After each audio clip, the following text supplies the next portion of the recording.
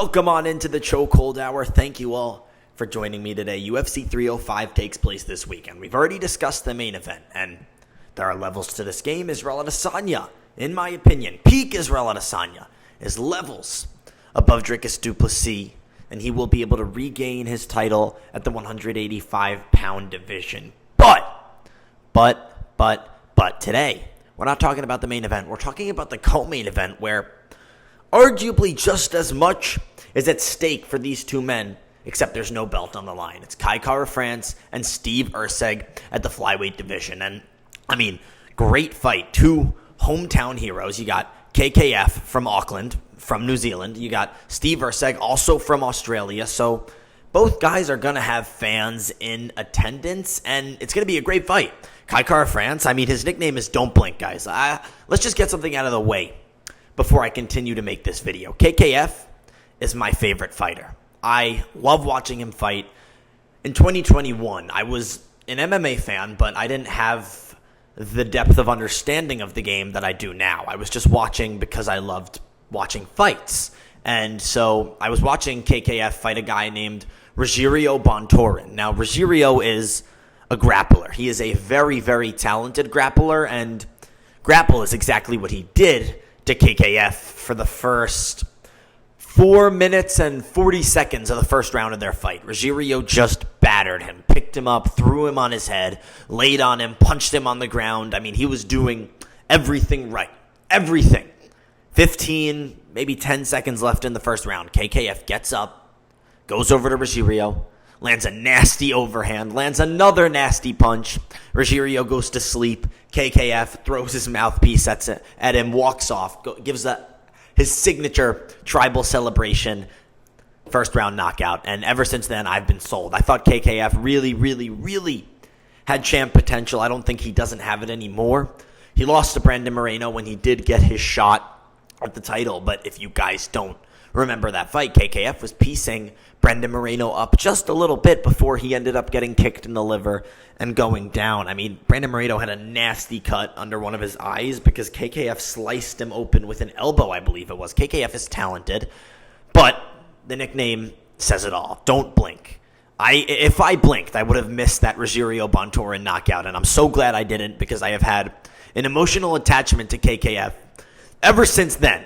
I love watching him fight, but he's got a really tough matchup in Steve Erceg coming up this weekend. I mean, Steve Erceg looked unbeatable against Matt Schnell. That left hook he landed was reminiscent of the power that Alex Pereira possesses. Steve Erceg has that life-changing power, which is something you don't often see at the flyweight division. I mean, we've seen it with Davison Figueiredo, but he was much too big for that division in the first place. That's why he moved up. His nickname is also the Destroyer. He is a dominator. Davison is a different story. But yeah, Steve Erceg is a very talented fighter. That's what scares me for KKF. Steve Erceg is great at maintaining the range. Now, he does get hit a decent bit. If you watch that Matt Schnell fight back, Steve Erceg didn't go untouched. Matt Schnell was hitting him. The question is, was he hurting him? I don't think so. Steve Erceg can take a shot, and he usually gives one more powerfully than his opponent can return. That's what makes Steve Erceg so special. He usually hits harder than his opponents. And don't forget, Steve Erceg is a more than competent grappler. He's good on the ground. I mean, yeah, he got taken down around 9 times against Alessandro Pantoja in that championship fight, but he was able to get back up. He was able to reverse the position a couple of times. It's not like he was a fish out of water on the ground. He looked like someone who had grappled. It's just when you're facing a pace and pressure as relentless that Alessandro Pantoja brings to the table, it's so difficult to overcome that. Steve almost did it. I mean, he landed a nasty elbow. It was probably 2-2 going into the 5th round, but Steve got taken down in that final round, and Alessandro Pantoja remained the champion. But in regards to this fight, I do think it's going to be very entertaining.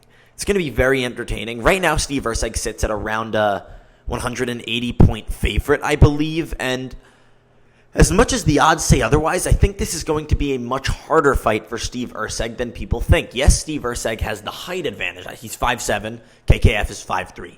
Steve has the height advantage, but in terms of reach, I'm pretty sure Steve Erceg actually, I think he only has a 1-inch reach advantage with his reach being 69 inches, KKF's being 68. So it's not like he can just dance around on the outside and stay away from KKF while landing blows of his own. Kai Kara France makes fights dirty.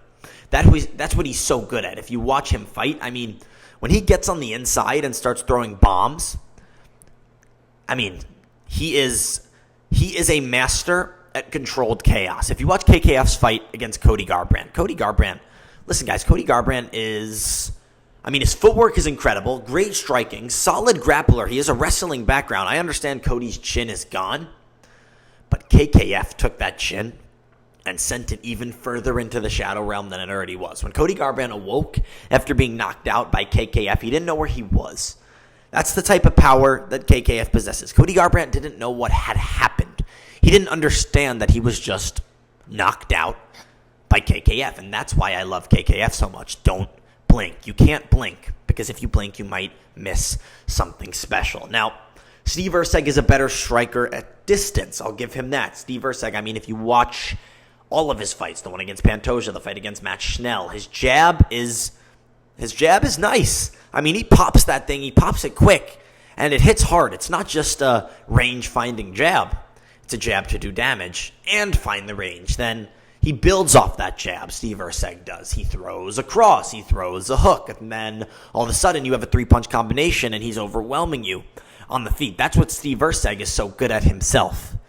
Overwhelming his opponents on the feet, yet also being a sniper and picking his shots. Although he strings together combinations, he doesn't do it while wasting energy. Steve Erceg is very good at not throwing unnecessary strikes. Steve Erceg, everything he throws is meant to hurt you, whereas KKF, he just is out to hurt you. He has such a almost vengeance for, or a taste for blood, it seems, when he steps into the octagon, that he's throwing overhand after overhand. KKF throws everything behind everything.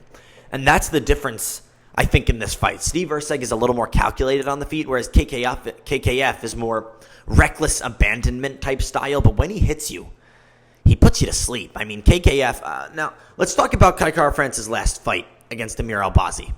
This fight is exactly why I think KKF will pose a tougher challenge for Steve Erceg than people think. People think Steve is a little better on the feet and better on the ground, so he's going to be able to dominate in all aspects, right? KKF outstruck Amir Albazi by about 70 strikes in that fight. He also had 2 takedowns. Amir only had 1. Amir Albazi was 1 for 9 on takedowns in that Kai Kara France fight. Kai Kara France won that fight. I remember it to this day. I was in London, stayed up till 5 in the morning to watch my favorite fighter get robbed. It was a heartbreaking day, but I can say with confidence that is one of the worst robberies that has happened within the promotion that is the UFC. Within martial arts in general, KKF outdid Amir Albazi everywhere. I mean, not on the ground. Amir Albazi had his moments on the ground, of course, but KKF won that fight 3-2, maybe 4-1. The fact that Amir Albazi was given the nod, who knows, maybe you could chalk it up to KKF just having lost in a title shot. They don't want to give him another one. Regardless, KKF showed incredible competence when it comes to defending takedowns, and looking back circa 2021, him being able to get up against Rogerio Bontorin and knock him out shows his ability to not only defend takedowns, but regain his positioning on the feet after being taken down. So I do think KKF has an answer for everything Steve Erceg possesses, but do I think KKF is better than Steve Erceg? I'm not so sure. I don't want to let my emotional attachment to this fight blind me when I'm picking a winner, and I do think that Steve Erceg has more paths to victory. If this fight goes the distance, Steve Erceg probably wins because he's a better point fighter than KKF. Steve Erceg has the grappling. I think KKF will have an answer for it, but Steve Erceg is more proficient when it comes to grappling offensively and defensively, for that matter. I mean, we saw how he grappled defensively against Alessandro Pantoja. So I do think that Steve Erceg has more avenues to victory. But do I think he deserves to be a near 200-point favorite? I'm not so sure. Steve Erceg hasn't been knocked out in the UFC. He hasn't even come close to being knocked out. His chin looks great, but I don't think he's faced anyone who punches as hard as Kai Kara France. I truly believe you can make an argument now with Davis and Figueiredo gone that Kai Kara-France is the hardest hitting flyweight in the promotion. Kai Kara-France, do not blink because you will miss something special.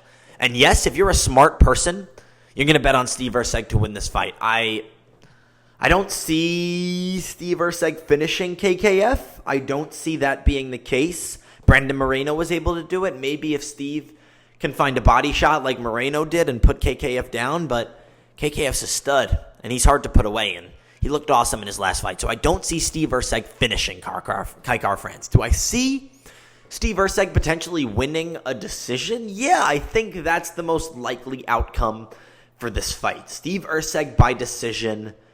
I mean, the odds are probably pretty solid on that if you don't want to just outright put money on his money line, because the odds are, I mean, he's sitting at 100, he's minus 180. It's not a great return if you're betting on him unless you're willing to empty your pockets a little bit for that bet. But Steve Erceg by decision, I don't mind that. I really don't mind that. I think that's probably the most likely outcome for this fight. So yeah, I'm telling you that if you're smart, you'll take Steve Erceg by decision. What I'm also going to tell you is that if you're someone like me, someone who likes violence, someone who likes watching guys that bring an unpredictability into the octagon with them, guys who control the chaos, I would take Kai Kara-France to win this fight by finish. Now, it's a long shot. It's a little bit of a long shot. But I'm riding with my guy KKF. He's my favorite fighter. I'm not going to abandon ship now. I am telling you that the smart pick here is Steve Erceg by decision, and that is probably what will happen. But do not be surprised if Kai Kara-France makes this fight entertaining and does things his way, because do not blink, and you will miss something special if you do. KKF is a special kind of fighter who brings that it factor with him into the octagon. I love watching it. I think you all will too come Saturday night. So, Steve Erceg, the smart pick. Steve Erceg will probably win. That's what the Chokehold Hour is telling you. But if you like chaos, you like KKF.